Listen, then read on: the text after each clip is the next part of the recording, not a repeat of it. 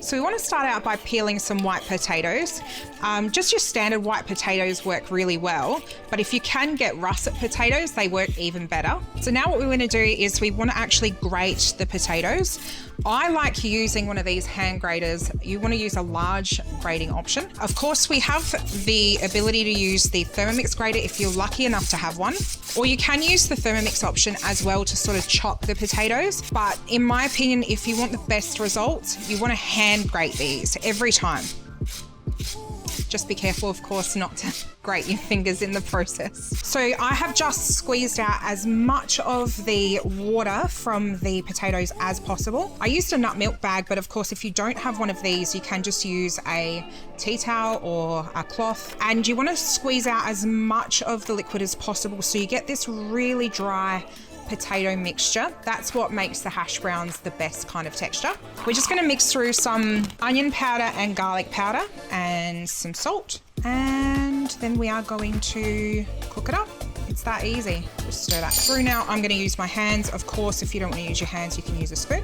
And just make sure that you get it all combined so that the flavour is evenly distributed throughout the hash browns. So what we're going to do now is take our prepared potato mixture, divide it into 4 and put it into some hot oil to fry it off and basically get them all golden brown. So there's a bit of a trick to this. What you want to do is you want to get the mixture in there like that.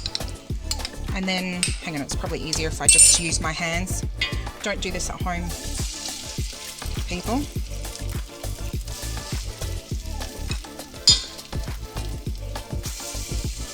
And then what I'm going to do is I'm actually going to take a fork and I'm going to press it down really nice and tight. So that's how we get the crispy edges.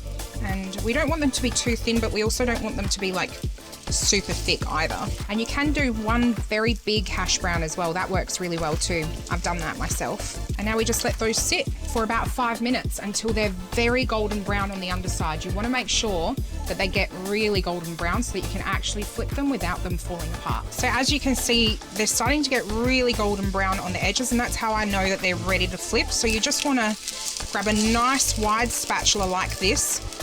And so the hash browns alongside some candied maple bacon here, we have a delicious weekend breakfast that I'm going to tuck into right now.